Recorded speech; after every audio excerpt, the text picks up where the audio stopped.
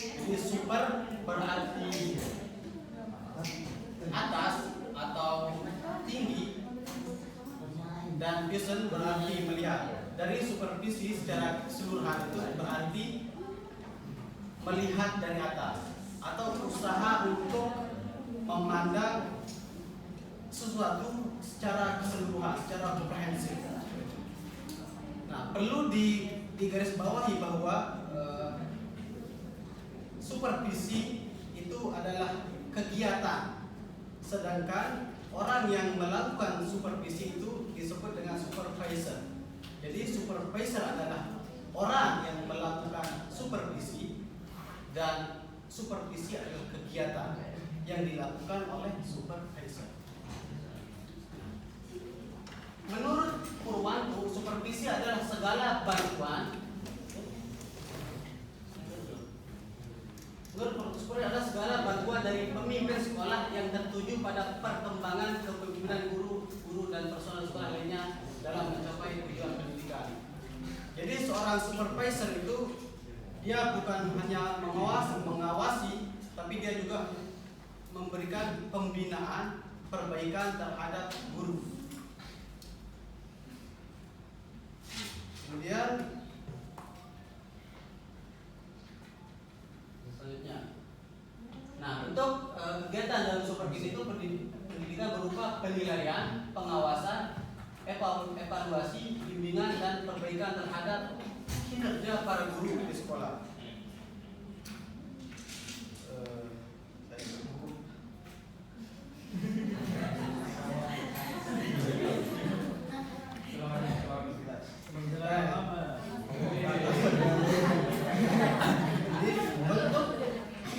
Kegiatan dalam supervisi pendidikan berupa penilaian, pengawasan, evaluasi, bimbingan, dan perbaikan terhadap kinerja para guru di sekolah.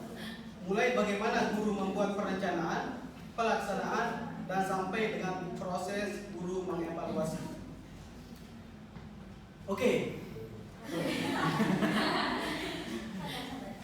Selanjutnya kita membahas tujuan dari supervisi. Tujuan supervisi pendidikan adalah perbaikan dan perkembangan proses pembelajaran secara total. Ini sudah saya persiapkan tadi. Nah,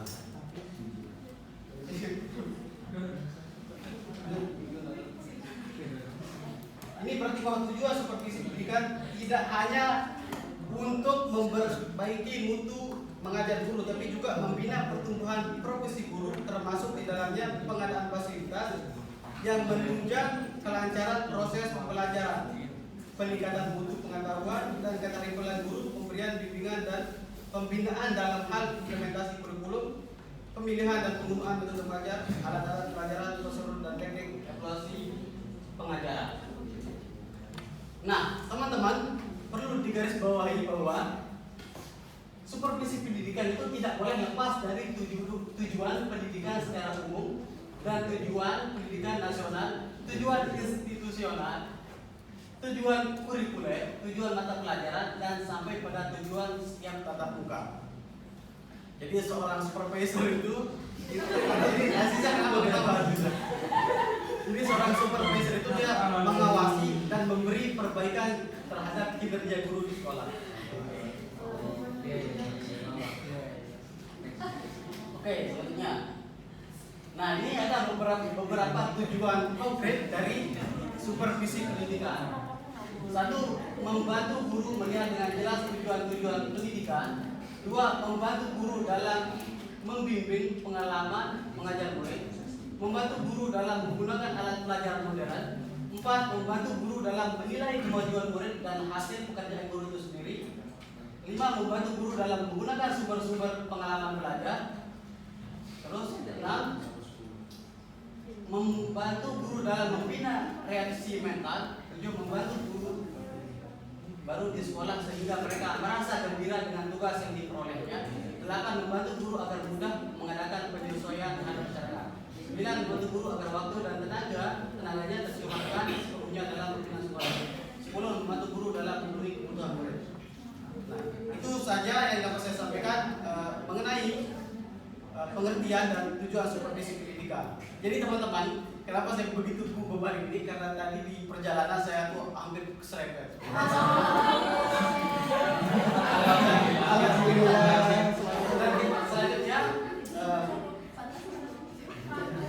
Selanjutnya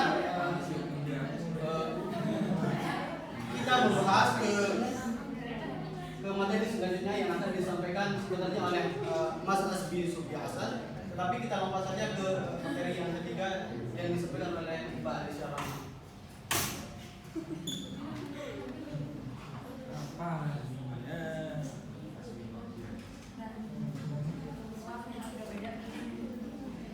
Jadi selanjutnya kita akan membahas jenis-jenis supervisi pendidikan.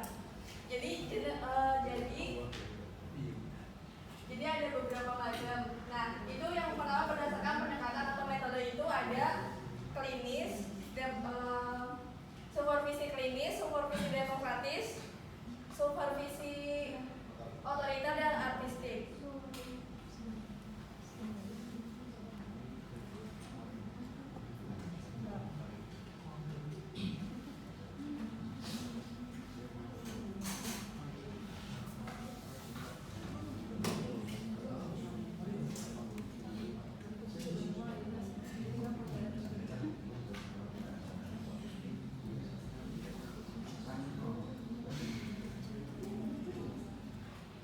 Nah, jadi yang pertama itu ada supervisi klinis. Jadi fokusnya itu pada pengembangan individu guru melalui observasi langsung, umpan balik dan refleksi. Yang kedua ada supervisi demokratis, melibatkan partisipasi aktif guru dalam proses supervisi seperti diskusi kelompok. Yang ketiga ada supervisi otoriter. Supervisor memberikan instruksi langsung tanpa baik diskusi, menekankan kepatuhan. Terus ada selanjutnya ada supervisi artistik, melihat pengajaran sebagai seni kreatif, membantu guru mengeksplorasi metode inovatif. Terus selanjutnya ada berdasarkan pelaksana atau sumber. Yang pertama ada supervisi internal, dilakukan oleh pihak di dalam sekolah seperti kepala sekolah atau guru senior. Yang kedua, supervisi eksternal, dilakukan oleh pihak luar seperti dinas pendidikan atau inspektorat. Terus yang terakhir ada berdasarkan tujuan atau frekuensi. Yang pertama itu ada supervisi evaluatif, itu bertujuan menilai kinerja guru atau sekolah untuk promosi atau koreksi. Yang kedua ada supervisi pembinaan, fokus pada pengembangan seperti profesional guru dan contohnya itu pelatihan. Terus yang terakhir ada supervisi pengawasan, lebih pada pemantauan kepatuhan terhadap aturan atau kurikulum. Mungkin selanjutnya bisa disampaikan oleh Mbak Iza.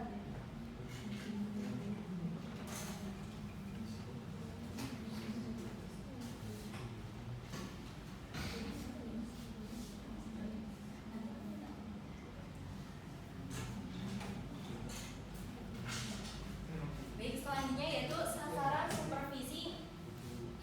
Ini menurut Ali. Nah, sasaran yang dimaksud di sini yaitu wilayah, daerah, atau lebih tepatnya sasaran yang menjadi objek untuk dilakukan supervisi. Nah, perlu kita ingat kembali yang tadi sudah dijelaskan oleh Mbak Iza, yaitu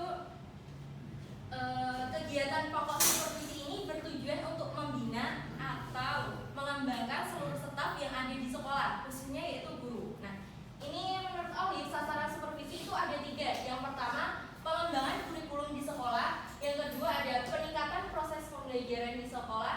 Yang ketiga, pengembangan seluruh staf di sekolah. Nah, yang pertama, mengembangkan kurikulum yang sedang dilaksanakan di sekolah. Maksudnya di sini yaitu supervisi, membantu sekolah untuk menilai apakah kurikulum yang sedang digunakan ini sudah sesuai dengan kebutuhan siswa atau belum. Jika ada materi yang kurang tepat atau cara penyampaian guru yang kurang efektif, supervisor ini bisa membantu untuk memperbaikinya agar kurikulum ini benar-benar bisa dipakai dengan baik. Yang kedua yaitu meningkatkan proses pembelajaran di sekolah. Nah, ini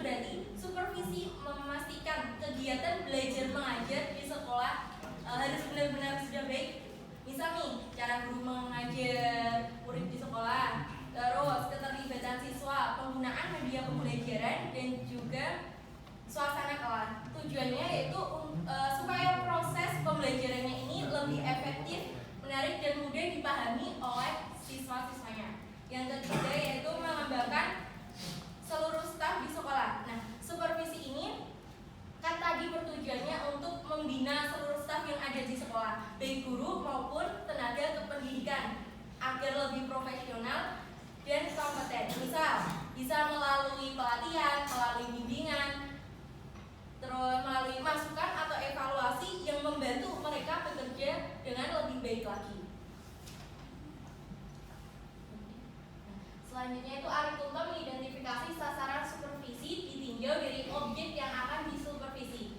Itu ada 3 bagian. Yang pertama yaitu supervisi akademik, yang kedua supervisi administrasi, yang ketiga supervisi lembaga. Nah, sekarang kita bahas ke supervisi akademik terlebih dahulu. Supervisi akademik ini kegiatan untuk membantu guru supaya proses belajar di kelas ini lebih baik. Tujuannya yaitu meningkatkan kualitas cara guru mengajar dan hasil belajar siswa itu lebih maksimal. Nah, dalam pelaksanaannya ini dalam pelaksanaannya ini supervisor tidak hanya menggunakan satu cara. Nah, di sini tuh ada banyak metode dan pendekatan yang bisa digunakan. Semuanya ini tergantung dengan apa yang ditemukan di lapangan.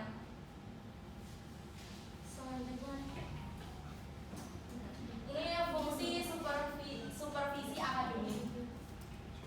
Fungsinya ada 4: penelitian, penilaian, perbaikan, pembinaan. Nah, yang penelitian ini supervisor mengamati dan mengumpulkan informasi untuk mengetahui kondisi pendidikan sebenarnya. Jadi mereka mencari gambaran yang jelas tentang bagaimana pembelajaran berlangsung di sekolah. Yang kedua yaitu penilaian. Supervisor mencari kinerja guru atau proses pembelajaran. Tetapi di sini fokusnya itu lebih pada menemukan hal-hal positif yang bisa dikembangkan, bukan mencari kesalahan. Yang ketiga perbaikan. Nah, perbaikan ini hasil dari penelitian sama penilaian. Supervisor bisa melihat bagian mana dari proses belajar mengajar yang perlu ditingkatkan sehingga kualitas belajar mengajarnya ini lebih baik. Yang ketiga yaitu pembinaan. Pembinaan di sini supervisor memberikan bimbingan kepada guru agar mereka bisa berkembang dan menjadi lebih profesional. Nah, selanjutnya secara teoritis terdapat beberapa pendekatan yang dapat digunakan oleh supervisor dalam melaksanakan kegiatan supervisi akademik. Antara lain itu ada 3. Yang pertama itu dengan pendekatan langsung, pendekatan tidak langsung, dan pendekatan kolaboratif. Nah, pendekatan langsung di sini itu supervisor memberi arahan langsung kepada guru atau kepala sekolah. Nah, ini biasanya bisa dilakukan di kelas, di perpustakaan, di ruang kepala sekolah, terus bisa juga dilakukan di luar sekolah, contohnya di kantor dinas mungkin. Nah, supervisor lebih dominan karena pendekatan ini berdasarkan psikologi behaviorisme, yaitu guru yang kurang kompeten itu bisa diberikan stimulus dengan diberi arahan, terus contoh dan standar kerjanya, kayak standar kerjanya itu gini gitu. Bahkan bisa dikenakan ini punishment. Nah, supervisor itu dapat mengetahui masalahnya itu melalui observasi dan wawancara, lalu memberi instruksi untuk perbaikan. Terus yang kedua ada pendekatan tidak langsung. Nah, pendekatan tidak langsung ini supervisor itu tidak langsung memberi arahan kepada guru. Nah, ini bisa supervisor itu lebih banyak mendengarkan. Jadi guru ini diberi kebebasan untuk menyampaikan masalah-masalah yang ada. Supervisor itu hanya memberi penguatan, memberi kejelasan, dan membantu memecahkan masalah. Nah, pendekatan ini berdasarkan pada psikologi humanistik yang menghargai guru sebagai individu. Selanjutnya yaitu pendekatan kolaboratif. Nah, pendekatan kolaboratif ini gabungan dari pendekatan langsung dan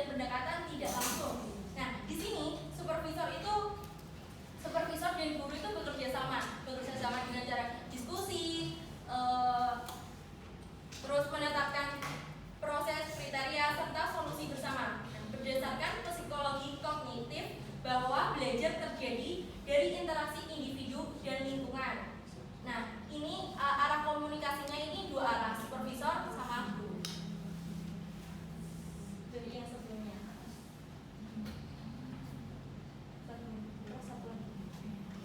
Nah, selanjutnya yang kedua yaitu supervisi administrasi. Nah, supervisi administrasi itu pengawasan yang berfokus pada hal-hal administrasi di sekolah. Nah, tujuannya itu untuk memastikan semua administrasi berjalan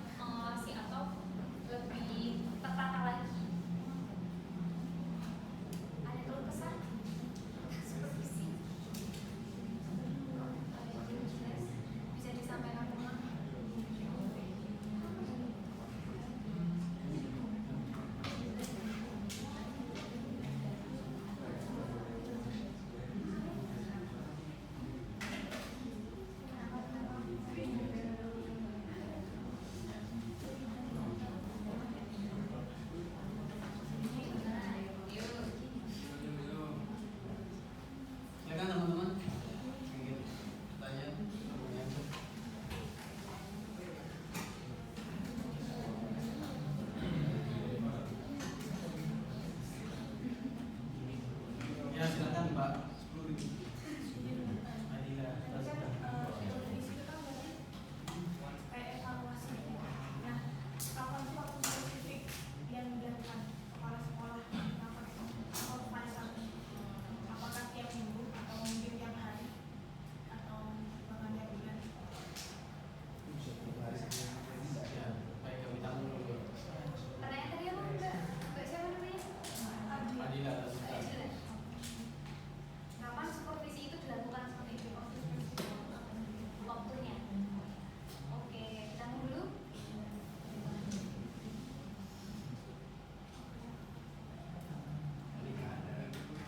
Lanjut. Bisa minta tolong ditampilin ini nggak sih kayak supervisi akan dari nah kita apa dulu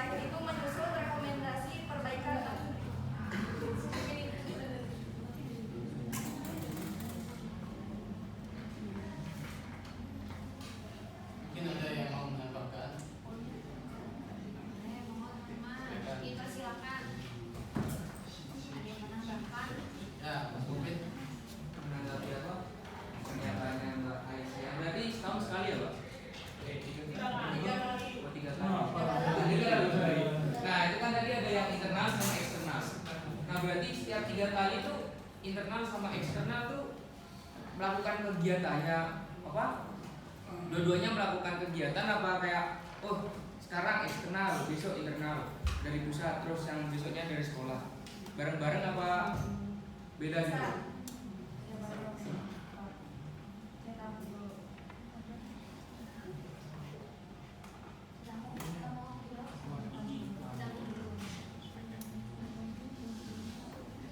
Nah, supervisi itu dilakukan itu paling tidak 3 kali ya dalam 1 tahun. Semester mas tahun 3 kali dalam semester. Semester. berarti 2 bulan sekali.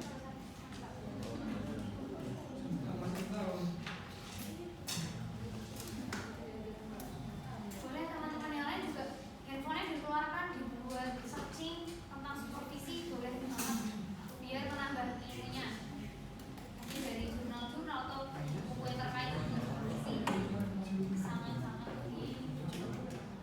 Silakan saya. Dari 3 pendekatan yang tadi tentang berbahas itu manakah yang bisa teoritis paling efisien untuk menyelesaikan masalah ini? Mungkin bisa diperjelas pertanyaannya. Dari ketiga pendekatan ini, mana yang secara teoritis paling efisien waktu untuk menyelesaikan masalah dan manakah yang paling efektif untuk membangun hubungan? Itu aja sih mas, yang apa? Dari ketiga ini pendekatan ini, mana yang secara teoritis paling efisien waktu untuk menyelesaikan masalah yang paling efisien? Jadi saya ingin menjawab dari Mas Dada, manakah yang paling efektif dari ketiga pendekatan ini? Pendekatan langsung, pendekatan tidak langsung, dan pendekatan kolaboratif. Nah, untuk menilai mana yang lebih efektif itu kita tidak bisa tentukan. Jadi pendekatan langsung itu bisa menjadi efektif sekaligus bisa menjadi tidak efektif tergantung pada situasi dan kondisi pada kelas tersebut. Tetapi karena kalau pendekatan langsung ini kan dia secara langsung untuk mengevaluasi, mengawasi. Sedangkan pendekatan tidak langsung ini bisa bersifat laporan seperti itu. Dan kalau situasinya seperti yang sering kita lihat di sekolah untuk akhir-akhir ini, mungkin yang lebih efektif mungkin yang secara langsung. Jadi secara langsung karena langsung diawasi oleh pengawas. Bahkan di sekolah-sekolah itu ketika pengawas akan datang, dia melakukan mempersiapkan segala sesuatunya. Seringkali sekolah ketika tidak ada pengawas, dia berjalan seadanya saja. Tapi ketika pengawas mau interaksi di sekolah tersebut, dia mempersiapkan yang terbaik supaya itu tidak ada pengawas.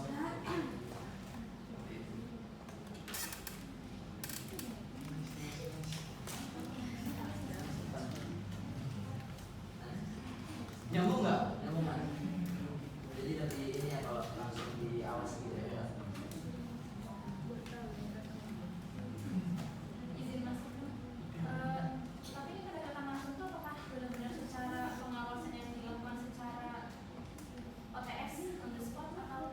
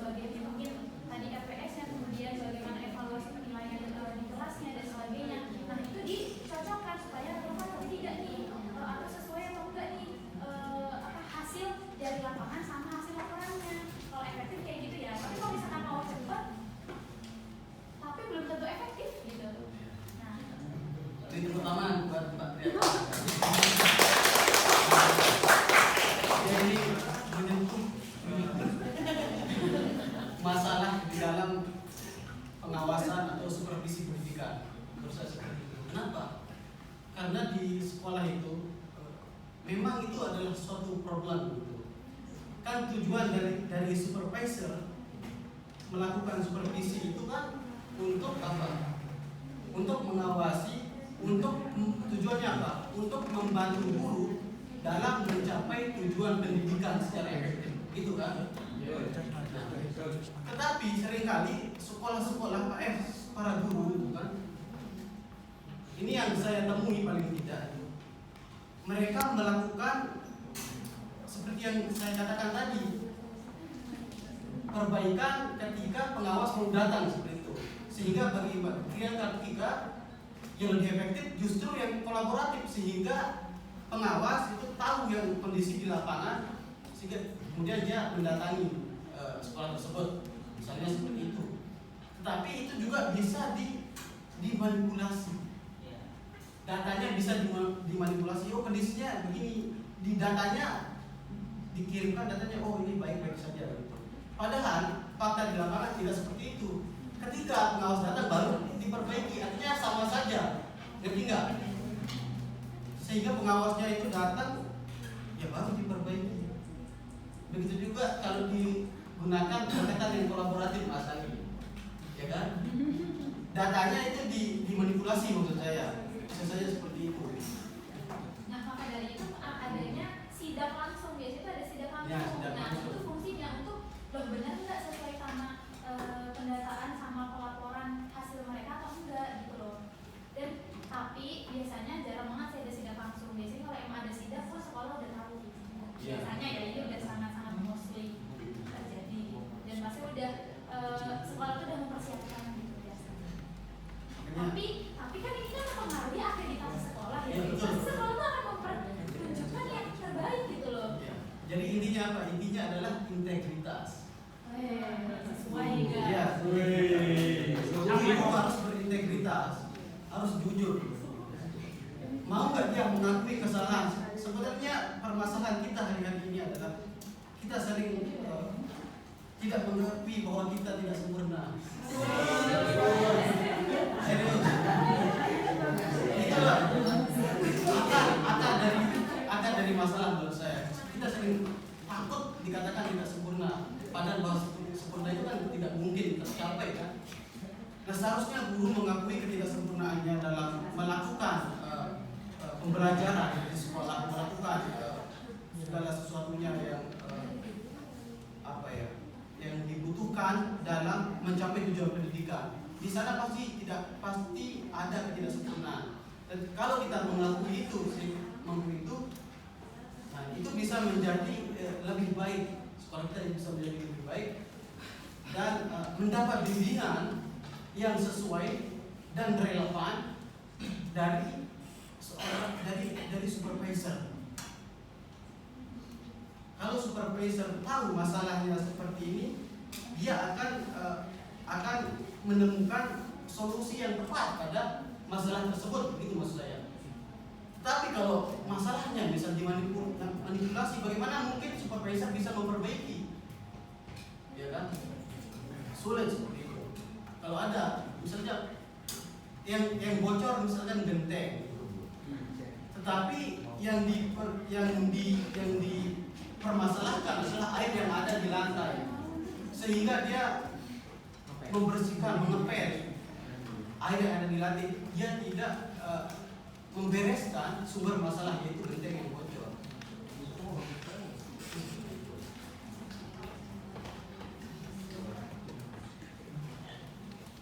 Mungkin ada tambahan atau sanggahan atau apa pertanyaan lagi? Ini adalah kelompok terakhir. Oh iya. Betul sekali ya Mas, kan tadi mengenai apa namanya supervisor yang datang terus mereka menyiapkan segalanya gitu ya, udah mau disidak gitu kan. Nah tapi kan itu kan tadi kembali ke mempengaruhi pendapat Mbak Gria tadi ya, mempengaruhi apa namanya akreditasi sekolahnya. Nah, itu kembali kepada ini ya, pemangku pendidikan ya.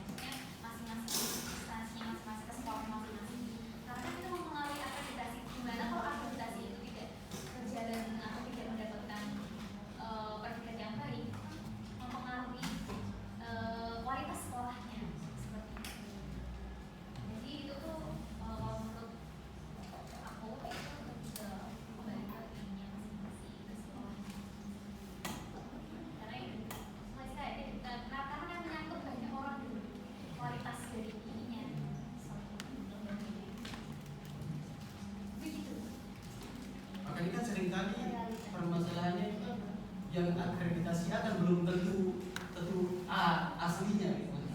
A yang sebenarnya kan bisa begitu. Tapi kalau enggak pasti A aslinya berat. Ya kan fakta di lapangan itu memang seperti itu gitu. Karena yang banyak hal. Bukan manipulatif tuh bukan. Benar ya. Ini Mungkin bahasa saya terlalu ekstrim ya. Saya paham ya di situ lah ya. Wah, maksudnya Jadi saya kalah. Begitu teman-teman. Lanjut.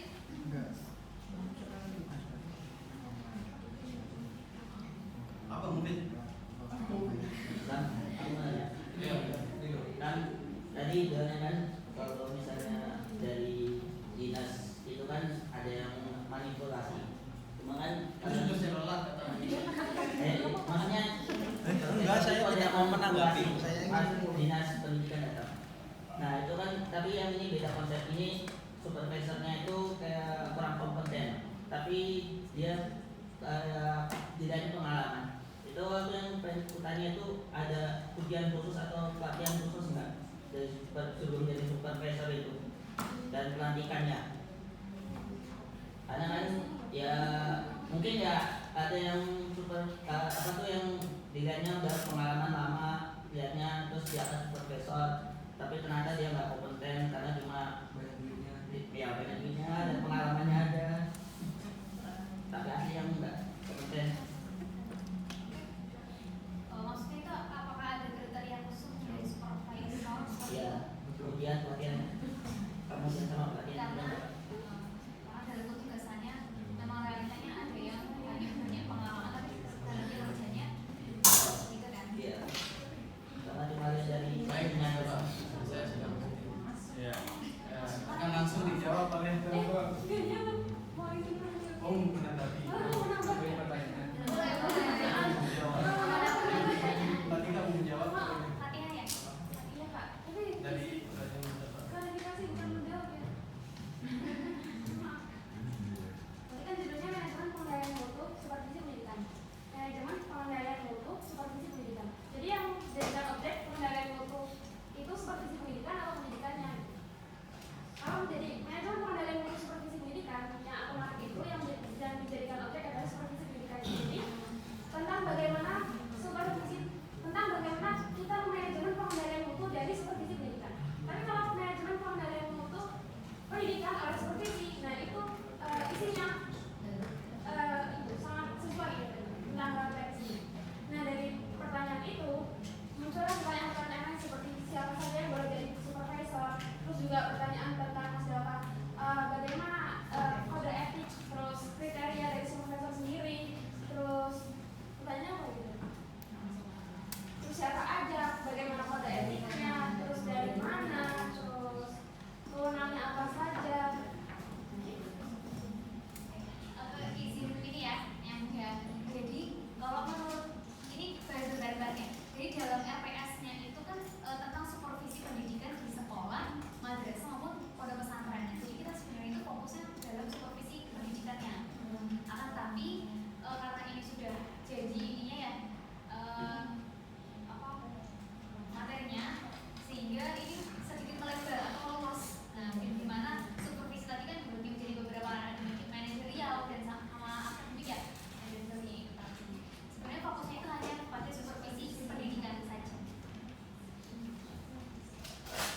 Gitu teman-teman.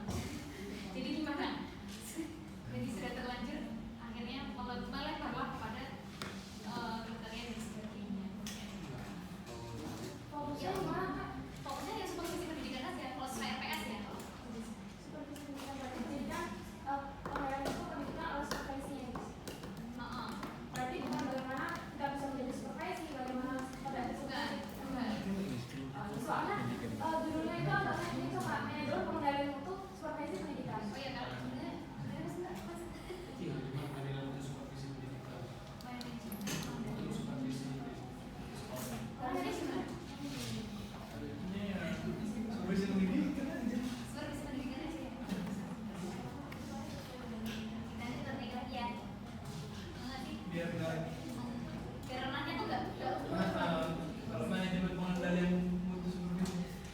kamu nih bahas